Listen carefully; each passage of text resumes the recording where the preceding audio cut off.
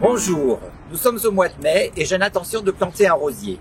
Quoi de plus naturel que d'aller chez Delbar, spécialiste du rosier?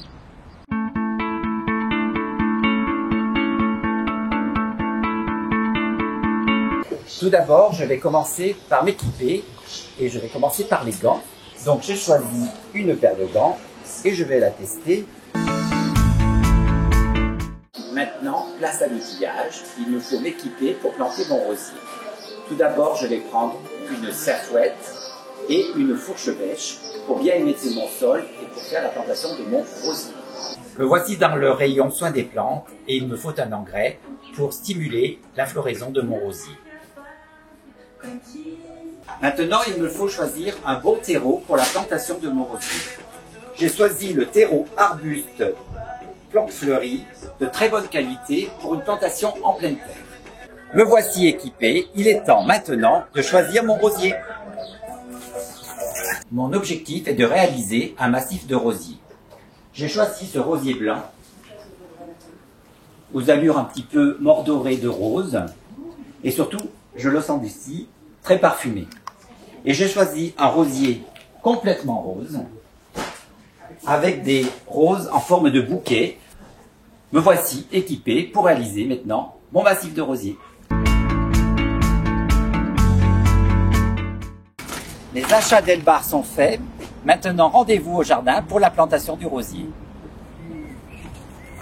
Nous voici dans notre jardin pour implanter notre massif de rosier, ou plus précisément, le compléter, puisque vous voyez, les rosiers sont déjà en fleurs, puisque nous sommes au mois de mai. Nous allons planter les 2 rosiers achetés à la jardinerie Delbar, mais avant, je vais vous faire quelques précisions sur les rosiers. Les rosiers sont aujourd'hui très résistants aux maladies, non seulement aux maladies, mais aussi à la sécheresse, puisque les variétés sont relativement, on va dire, améliorées. Avant notre plantation, je vais vous parler un peu de la famille des rosiers. Pendant ce temps, nos 2 rosiers vont s'imprégner d'eau dans un seau pour que la motte soit suffisamment humide à la plantation. Il existe effectivement différentes familles de rosiers. Vous avez les paysagers, vous avez les grimpants, et là aujourd'hui nous allons planter des buissons, où on dit aussi des rosiers remontants, parce que ceux-là sont remontants. Remontants veut dire qu'ils fleurissent toute l'année, contrairement à des non remontants qui eux fleuriront qu'une fois, mais plus abondamment. Planter un rosier, rien de plus facile. Il suffit de suivre 4 règles d'or. Tout d'abord, une exposition ensoleillée comme ici, une exposition aérée, et aussi une plantation de 2 à 3 rosiers par mètre carré comme densité. C'est important parce qu'après les rosiers se gênent l'un des autres. Ensuite, vous allez faire évidemment vos 2 crous avec une terre relativement meuble et aérée. Nous allons donc passer réellement à la plantation de nos rosiers.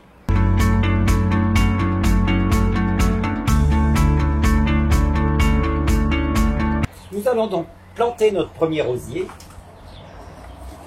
en faisant très attention, et ça c'est très important. Lors de la plantation, il faut que le collet de votre rosier dépasse de la surface du sol. Pourquoi? Parce que le rosier est greffé et la greffe ne doit pas être enterrée. Une fois que vous avez planté donc votre rosier dans le trou, vous ébouriffez bien le système racinaire afin que votre terre soit bien en contact de vos racines.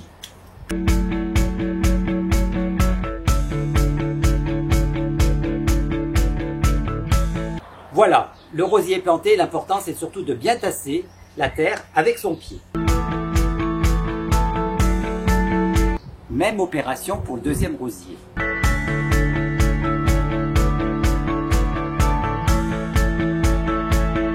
Et cette fois, une petite astuce, faire une petite cuvette autour de votre plant de rosier pour l'arrosage. En effet, en été, l'important est surtout l'arrosage. En période de sécheresse, il faut au moins 2 arrosages par semaine.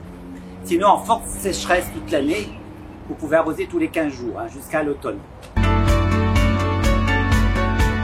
Nous avons finalisé notre plantation de rosiers, mais de votre côté, si vous souhaitez continuer, vous pouvez compléter votre massif de rosiers avec des rosiers paysagers rampants qui vous permettent de tapisser le sol de votre massif et là, limiter la pousse de mauvaises herbes. Nous, de notre côté, nous allons mettre plutôt des vivaces pour rendre encore plus fleuri ce massif. Des vivaces qui s'associent très bien avec le rosier, la gora, une plante très volubile. On ne présente plus l'agapanthe, très résistante à la sécheresse et dont le bleu va aller très très bien avec notre rose blanche. Et enfin, une autre fleur blanche, la campanule, avec ces petites clochettes très connues qui permettront de donner un peu de hauteur à notre massif de rosier. Nous voici au terme de la réalisation de notre massif de rosier. Vivaces rosiers sont plantés, l'arrosage a été copieusement fait, et parlons arrosage notamment parce qu'il y a une chose importante en astuce d'élevage, c'est de faire un bon paillis. Pourquoi le paillis? Parce que le paillis va vous éviter l'évaporation de l'eau, va limiter le développement des herbes indésirables et surtout apportera un côté ornemental à votre massif. Je vous attends au mois de février pour apprendre à tailler les rosiers. Vous verrez, c'est encore plus facile.